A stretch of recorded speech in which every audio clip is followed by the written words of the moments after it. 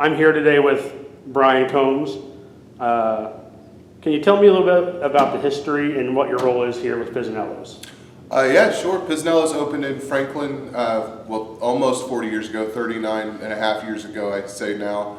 My dad owned the store from when it opened, and now I'm taking over for him. I literally grew up in the pizza shop. My playpen was next to the dough machine. This has been my life for pretty much my whole life. What do you think you've managed to survive the difficult restaurant industry through recessions, pandemics, and et cetera, when so many other restaurants haven't been able to survive?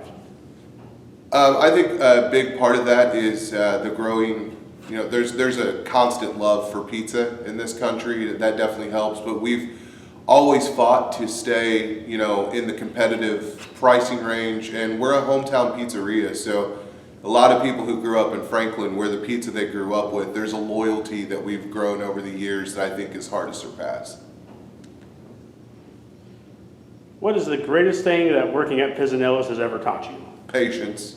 It's definitely patience. Pizzeria, a lot of young kids, first time job is here. We get a lot of 15, 16-year-olds, and if you can't be patient with them, then you're probably not long for this business.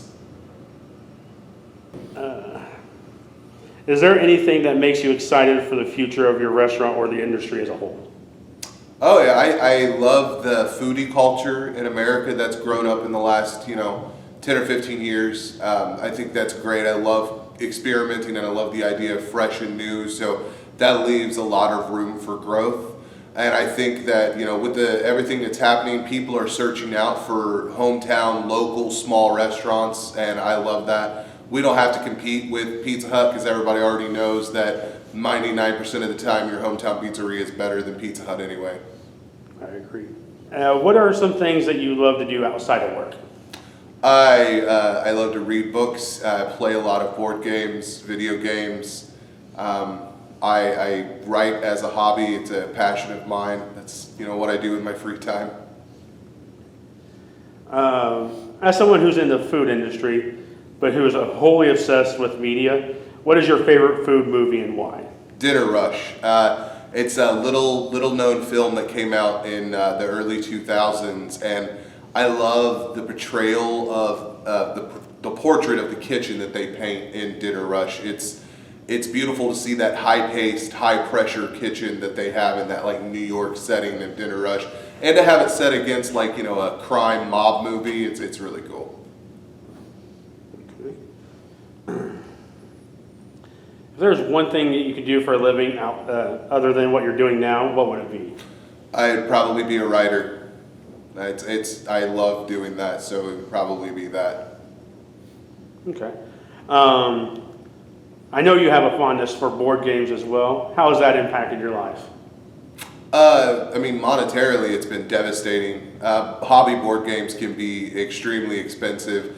But I think there's a lot of lessons to be learned from board games. Strategic thinking on your feet. Just, you learn to think about things in a whole new way when you're constantly in that board game kind of setting. And I know you've created a board game, card game.